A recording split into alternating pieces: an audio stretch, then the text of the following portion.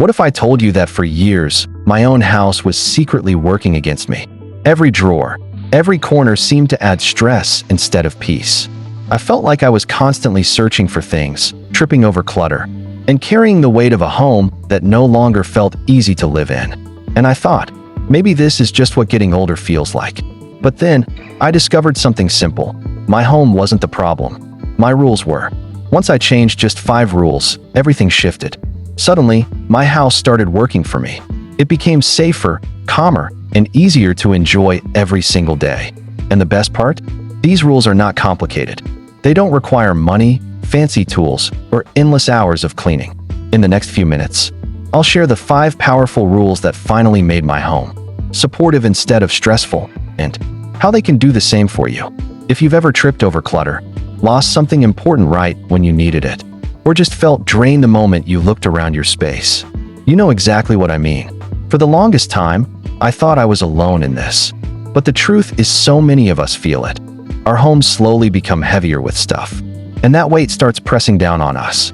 The mess isn't just in the rooms. It creeps into our thoughts.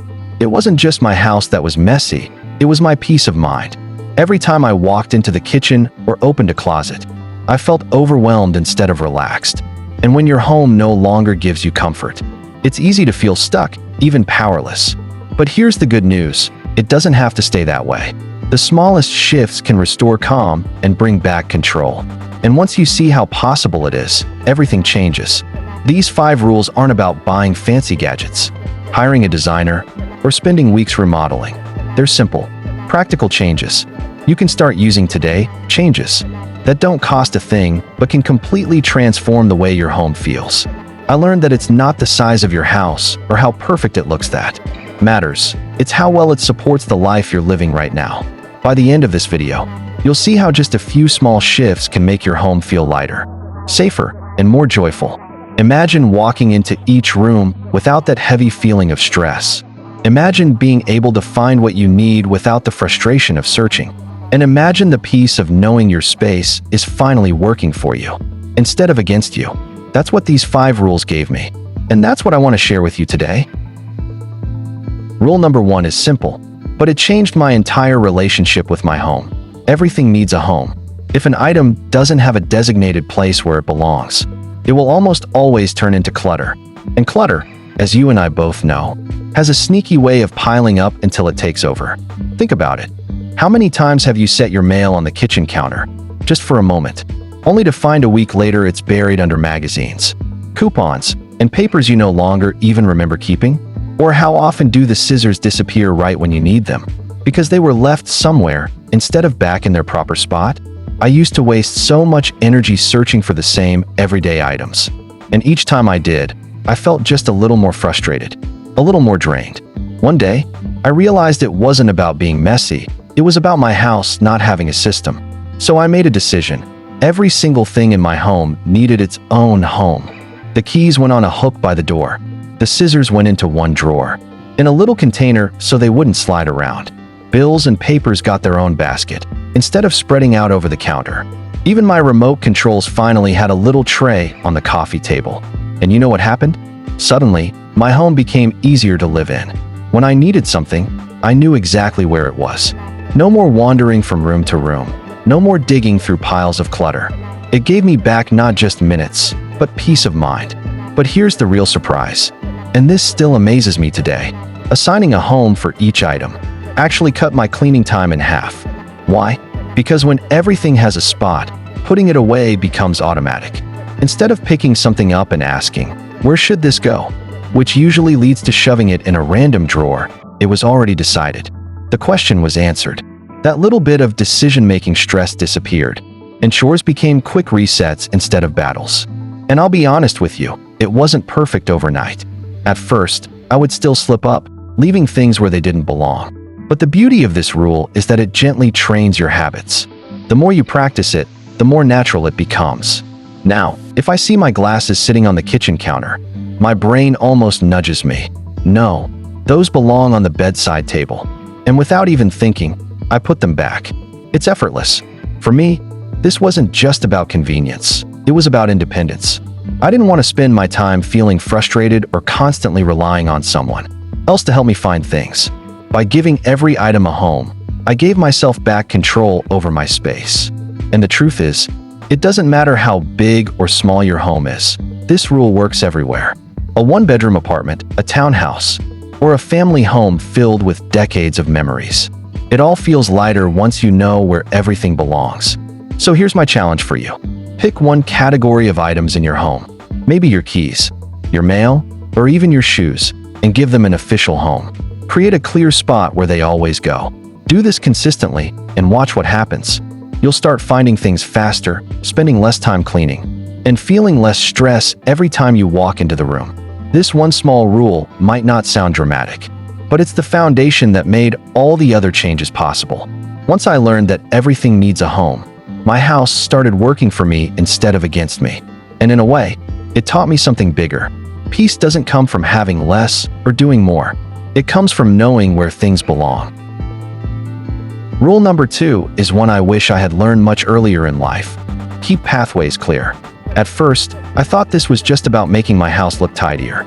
But very quickly, I realized it was about something far more important: my safety and my freedom to move comfortably in my own home. For years, I didn't notice how many little obstacles I had created for myself. A chair nudged into the hallway just for now. A stack of magazines sitting by the side of the bed. A basket of laundry parked near the doorway, waiting to be carried upstairs. These little things didn't seem like a problem until I caught my toe on one, stumbled, and scared myself half to death. I didn't fall, but I could have. And that's when it hit me. My home should protect me, not put me at risk. That's why this rule matters so much. One clear path through your home means fewer chances of tripping, fewer bumps and bruises, and more confidence moving from room to room. It's easy to forget how precious mobility is until you feel it being threatened. I wanted to hold on to my independence as long as possible, and part of that meant creating a safe environment that supported me, not one that quietly worked against me. But here's what surprised me. Clearing pathways didn't just make my home safer. It instantly made it feel bigger, lighter, and more open. It was as if I had gained extra square footage without adding a single new room. That heavy, cramped feeling disappeared the moment I stopped letting clutter pile up in walkways. Even something as simple as moving a coffee table a few inches, or finally letting go of an old side chair that nobody sat in, made the entire space breathe again. And the best part is, this rule doesn't require a full-on declutter to start. It just takes awareness. Walk through your home today with fresh eyes and notice. Do you need to sidestep around a stack of boxes to reach your kitchen? Is there a rug that curls up at the edges and catches your foot? Do you have cords or shoes in the hallway that make it harder to walk freely? Every single obstacle you remove is like lifting a weight off your shoulders and off your feet. I'll be honest, at first I resisted. I told myself, oh, that chair has been there for years, I'll just be careful. But being careful isn't enough. Why take the risk when I could make a small change and feel at ease every single day? Once I finally moved it out, I felt something I didn't expect: relief. My space wasn't just safer, it was calmer, more open, and more welcoming. And there's another hidden benefit to this rule. It makes visitors feel more comfortable too. When family or friends came over before, I didn't always notice how they were stepping around things or struggling to set their bags down. Once I cleared the pathways, it was easier for everyone to relax. My home felt more inviting, and so did I. So if you're ready to try this rule, here's a simple way to begin. Choose the one pathway you use most often. Maybe it's the route from your bedroom to the bathroom, or from the living room to the kitchen. Walk it slowly and honestly ask yourself, am I sidestepping anything? Do I feel fully at ease? If the answer is no, make that your starting point.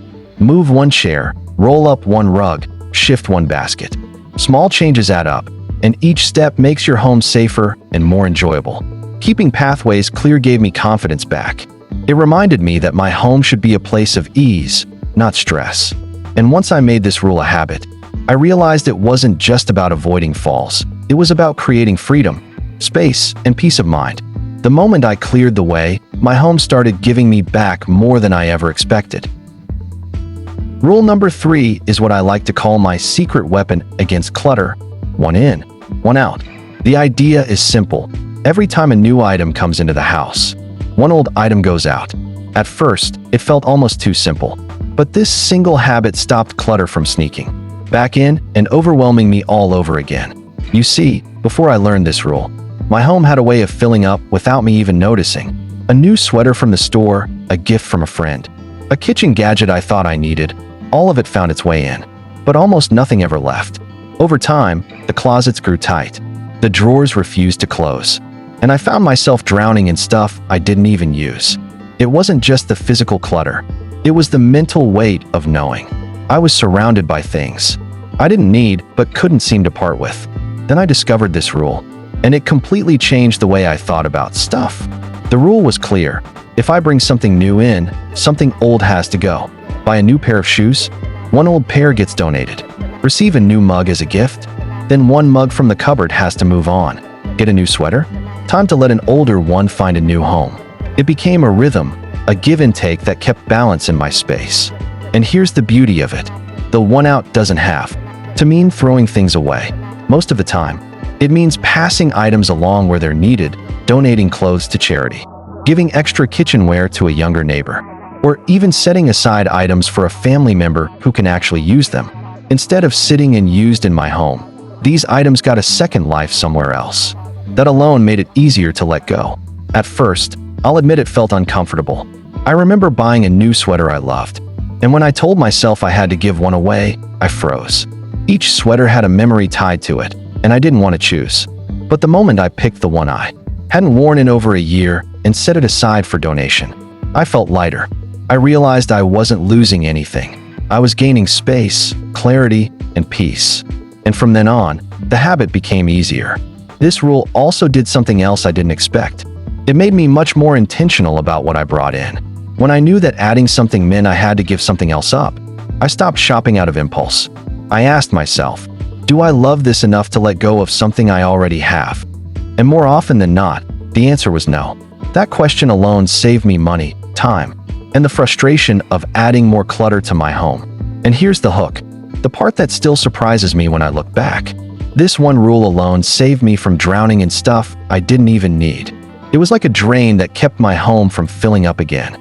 Before, decluttering felt like bailing water out of a sinking boat. I would clear a closet, only to have it fill back up within a few months. But once I started practicing one in, one out, the balance held. My progress stuck. So if you're ready to try this rule, start small. The next time something new enters your home, whether it's clothing, dishes, books, or even paperwork, pause and ask yourself, what will I let go of in exchange? It doesn't have to be a dramatic purge. One in, one out is about consistency, not perfection. Over time, this little habit builds into a powerful safeguard against clutter. This rule gave me back control. It helped me say yes to new things without feeling guilty, because I knew I was keeping balance. It also helped me say goodbye to items I was holding on to just in case, when the truth was, I didn't need them anymore. And now, instead of being surrounded by excess, I live with what truly serves me today. So remember this, clutter doesn't happen all at once. It sneaks in quietly, piece by piece. But with one simple rule, one in, one out, you can stop it in its tracks. And just like it did for me, it might save you from ever feeling buried in stuff you don't even need again. Rule number 4 is the habit that brought me the most peace day after day, the daily 10-minute reset. For most of my life, I thought keeping a home meant marathon cleaning sessions. I would put it off until the mess became unbearable, and then spend hours scrubbing, sorting, and wearing myself out. The cycle never ended, and each time I avoided it, the weight of that mess grew heavier. Then I tried something different, something so simple it almost felt silly at first. Instead of waiting for the mess to overwhelm me, I began setting aside just 10 minutes each evening to reset my space. That's it, 10 minutes. I put a timer on, walked into the main rooms of my home, and focused only on restoring order. Dishes into the sink or dishwasher, pillows fluffed, mail sorted into its basket, shoes back to the closet, a quick wipe of the counter, just the basics. At first, I wasn't sure if 10 minutes could make any difference at all, but the next morning, when I walked into my kitchen and saw clear counters instead of chaos, I felt a shift. The day started calmer. My mood was lighter. Instead of carrying yesterday's clutter into today, I began each morning with a fresh slate. It was like giving myself a little gift every night. The gift of waking up to peace instead of stress. Here's the secret. This rule isn't about deep cleaning. It's not about scrubbing floors or reorganizing closets. It's simply about hitting reset so things don't pile up. And when clutter doesn't pile up, it never turns into the overwhelming monster that drains your energy. The small, consistent effort saves you from the exhausting big effort. 10 minutes becomes a shield against chaos. I also found something unexpected. Those 10 minutes became a quiet ritual, almost a form of self-care. Instead of seeing it as a chore, I saw it as closing the chapter of the day. Just like brushing my teeth before bed, resetting my home gave me a sense of closure. It said, this day is complete. Tomorrow, you start fresh. And emotionally, that made a world of difference. Now, I know what you might be thinking. 10 minutes won't be enough for my house. And at first, it may feel that way, especially if things are already piled high. But remember, this isn't about perfection. It's about momentum. The first few days, you might only clear the surfaces that bother you the most. But after a week of practicing this reset, you'll notice the difference. Mess won't have time to grow. Your home will stay lighter and calmer, without you even realizing how little effort it took. And here's a tip that helped me. Pick a consistent time. For me, it's right after dinner. For you, it might be before bed or even in the afternoon. The time doesn't matter, the consistency does. Make it part of your routine and it will stick. Before long, you won't even think of it as cleaning. It will just be your normal way of closing the day. This rule did more than tidy my home. It changed how I felt about myself. I no longer carried guilt about the mess, or shame when someone stopped by unexpectedly. Instead, I felt in control, confident, and even proud of my space. And emotionally, that lifted such a heavy burden. Because here's the truth. Our homes aren't just walls and furniture. They reflect how we feel. And when our homes feel calmer, so do we. So if you take just one thing from this rule, let it be this. Don't wait for the chaos to pile up. Give yourself 10 minutes each evening to reset. And notice how much lighter you feel each morning. For me, it was amazing, almost magical, how such a small habit could create such a big change. And now, I can't imagine ending the day any other way. Rule number 5 is the one that touched me the most. Because it wasn't just about my home, it was about my heart. The rule is this: keep only what serves your life now. For years, I held on to things I didn't use anymore, but I couldn't bring myself to let them go. Old hobby supplies from a craft I hadn't touched in a decade. Clothes from a stage of life that no longer fit my body or my style. Even kitchen tools I hadn't used in years, but kept just in case. My closets, my shelves, even my garage, they had all quietly turned into storage units from my past. One day, while sorting through a box of paints and brushes I hadn't opened in years, I had a realization. I said out loud to myself, my house has become a museum of my past. Every room held reminders of things I used to do, used to wear, used to need. And while those memories were special, the objects tied to them weren't serving my life anymore. They were just taking up space, both physically and emotionally. That was my turning point. I decided my home should reflect who I am today, not just who I used to be. The hobbies I love now, the clothes that make me feel good today, the items that support the way I actually live, not the way I imagined I might someday live again. At first, letting go was hard. There was a part of me that felt guilty, as if giving away those things meant letting go of the memories attached to them. But here's what I learned. Memories don't live in objects. They live in us. Releasing those items didn't erase the moments. They freed me from the weight of trying to carry my past into every corner of my present. And then something surprising happened. The more I released, the more peaceful my home became. I stopped tripping over boxes of someday. I stopped feeling guilty about not using things I thought I should. I started feeling lighter, freer, more in tune with the life I'm actually living right now. And that shift brought me more peace than I expected. It also made room for joy, with less clutter from the past. My home finally had space for the things that truly mattered to me now. My favorite chair by the window, where I read every morning. A clear table where I can share meals with family. A closet that holds only clothes I actually wear, making it easy to get dressed without stress. Every choice I made to keep only what serves my life today gave me back energy and comfort. I think this rule matters so much for those of us in this stage of life because we've lived long enough to gather a lot, possessions, memories, even regrets. But our homes don't need to hold every piece of our history. They need to hold what supports us today, so we can live the years ahead with ease and joy. So if you're ready to try this rule, start with one small area. Maybe a drawer of old tools, a shelf of books you'll never read again, or a closet full of clothes from another season of life. Ask yourself, does this serve me now? If the answer is no, it's okay to let it go. You're not losing the past. You're making space for the present. For me, this rule was the most freeing of all. It taught me that my home isn't just a building filled with stuff. It's a living space that should reflect who I am right now. And the more I aligned my home with my present life, the more peace I felt every single day. So remember this, your house doesn't need to be a museum of your past. It can be a sanctuary for the life you're living now. And once you embrace that, you'll discover a sense of calm and joy you may not have felt in years. I remember the day I opened a drawer and found not one, not two, but 5 sets of keys to cars I no longer even owned. For a moment, I just stared at them, wondering why I had held on to something so useless for so long. It hit me then. My house was filled with objects from lives I wasn't living anymore. And that drawer of keys was my wake-up call. If I was still carrying around pieces of the past that had no purpose, how much else in my home was weighing me down without me realizing it? That moment was the push I needed to start fresh. I didn't want my home to feel like a storage unit of old memories. I wanted it to reflect the life I'm living right now. Letting go wasn't always easy, but each time I did, I felt lighter, freer, and more in control. That small discovery of old keys became the spark that transformed my entire home. Now my house doesn't drain me, it supports me.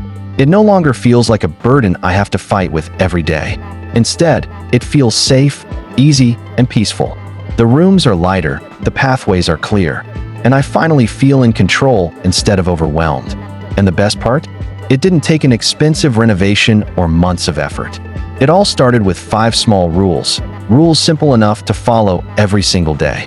By giving everything a home, keeping my pathways clear, practicing one in, one out, doing a daily 10-minute reset, and keeping only what serves my life now, my home finally became a place that works for me, not against me. These shifts may sound small, but together they created a home that feels like a sanctuary, one that truly supports the way I want to live today. And that is the gift I want for you too. Which of these 5 rules would make the biggest difference in your home? Share it below. I'd love to know. And your answer might inspire someone else who's watching too. If these rules gave you even one new idea, or a little spark of motivation to start fresh, please give this video a thumbs up. It really does help spread these simple solutions to more people who need them. And don't forget to subscribe to Simplify After 60 for more ways to make life After 60 easier, lighter, and more joyful. Every week, I'll share practical tips and meaningful advice to help you create a home and a life that truly supports you.